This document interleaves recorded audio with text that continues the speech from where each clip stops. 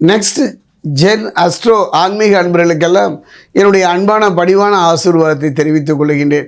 Next gen astro மூலமாக ஒவ்வொரு காலகட்டத்தையும் ஏன் ஒவ்வொரு மாதமுமே இறையருளாலும் குருவர்களாலும் உங்கள் நலம் பொருட்டே சோழி பிரசன்னம் பார்த்து சொல்லி வருகிறேன். அந்த வகையில் பார்க்கும்போது டிசம்பர் மாதம், இந்த டிசம்பர் மாதம் மிதுன ராசிக்கு எவ்வாறு இருக்கும் என்பதை இப்போ பார்க்குறோம். ஒவ்வொரு கிரகங்களுடைய இருப்பை வைத்தே சோழி பிரசன்னம் சொல்கின்றேன். அந்த வகையில் பார்க்கும்போது 2025 ஆண்டுடைய கடைசி மாதம் இதுவாக இருந்தாலும் கூட 2026 எதிர்கொள்ளக்கூடிய ஒரு மாதமும் இதுதானே. மிதுனம்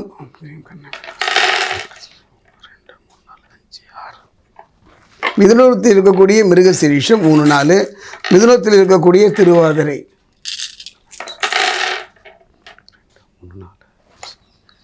மிதுனத்தில் இருக்கக்கூடிய புனர்பூசம் 1, 2, 3,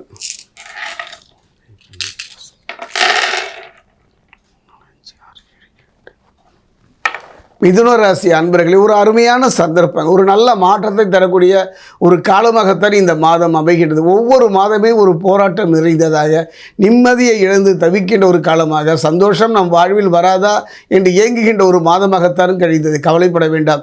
இந்த 2025 கடைசி மாதமாக இந்த டிசம்பர் மாதம் இருக்கின்றது.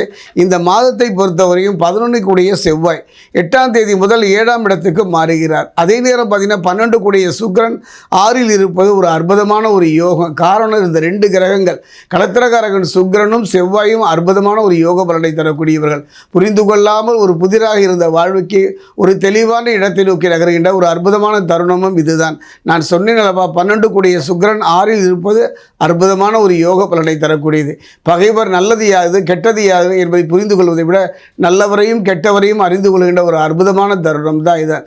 வாங்கிய கடனை அடைப்பதற்கும் அற்புதமான காலமும் இந்த காலகட்டம் தான்.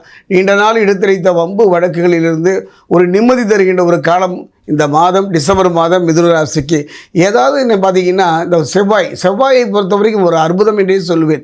7ஆம் தேதிக்கு பிறகு செவ்வாய் 7ஆம் வீட்டுக்கு செல்வதனால யாரையும் எடுத்தறிந்து பேசிவிடாதீர்கள். முன்கோபத்தை இல்லாமல் பார்த்துக்கொள்வது சிறப்பு.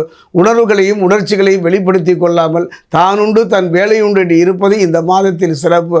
அதே நேரம் செவ்வாயை பொறுத்த வரைக்கும் அரசு துறையில் ஒரு நல்ல ஆதாயம் பெறக்கூடிய, அரசு துறையினால் நன்மை பெறக்கூடிய, அரசு துறையில் ஒரு நல்ல வேலைக்கு முயற்சி செய்கின்ற ஒரு காலமாகத்தான் இந்த காலகட்டம் அமைகின்றது.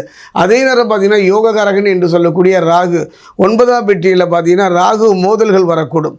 எதில் மோதல் வரும்? குடும்பத்தில், நண்பர்கள் மத்தியில் ஒரு சின்ன மன சஞ்சலங்கள் வரக்கூடிய, மன கருத்து வேறுபாடு வரக்கூடிய இருப்பதனால கொஞ்சம் கவனமாக இருந்து விடுங்கள்.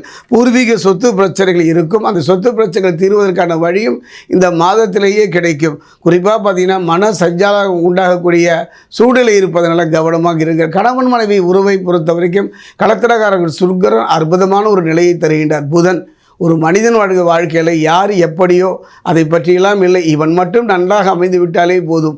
அந்த வகையில் புதன் மாத தொடக்கத்தில் 5இல் பார்த்திங்கன்னா திரிகோணம் பெற்றாலும் கூட 8ஆம் தேதி முதல் விருச்சிகத்திற்கு அவர் மாறுகிறார். இந்த விருச்சிகத்துக்கு மாறுகின்ற ஒரு அருமையான சந்தர்ப்பம். குறிப்பாக பார்த்திங்கன்னா 4ஆம் இடத்துக்கு உடையவர் 6இல் மறைந்திருந்தாலும் குருவின் பார்வையை பெறுகின்றார். ஒரு யோகமான காலமாகத்தான் இந்த மாதம் அமைகின்றது. புத்தி கூர்மையால் எதையும் சாதித்து காட்டுவீர்கள். அந்த இதுவரை எந்த பிரச்சனையாக இருந்தாலும் அது ஒரு வேதனையை சாதனையாக மாட்டுகின்ற அற்புதமான ஒரு நிலையை உங்களுக்கு தருகின்றார். அதே நேரம் பார்த்திங்கன்னா யாரையும் எடுத்தறிந்து பேசாமல் இருப்பது இந்த காலத்தில் சிறப்பு. என்னை பொறுத்தவரை இந்த டிசம்பர் மாதம் மிதுன ராசிக்கு ஒரு அற்புதம். அதே நேரம் அதே இடத்துக்கு குரு திரும்பி வந்து விட்டதுனால நல்ல மாற்றங்களை பெறக்கூடிய ஒரு நல்ல சந்தர்ப்பமும் இந்த காலகட்டத்தில் அமையும். அதே நேரம் செவ்வாயை பொறுத்தவரை சற்று சஞ்சலம் தரக்கூடிய, சற்று பலகீனமாக இருப்பதனால அருகில் உள்ள முருகன் ஆலயம், குறிப்பாக திருத்தணி முருகன் ஆலயம் சென்று தரிசிப்பதும், திருத்தணிக்கு அருகே இருக்கக்கூடிய பாதசனீஸ்வரர் ஆலயம் சென்று சனீஸ்வரனுக்கு நல்லெண்ணெய் அபிஷேகம் செய்வதும், அதே நேரம் அங்கு இருக்கின்ற உச்சிஷ்ட கணபதிக்கு தேங்காய் கோர்த்த மாலை அணிவிப்பதும் சிறப்பு.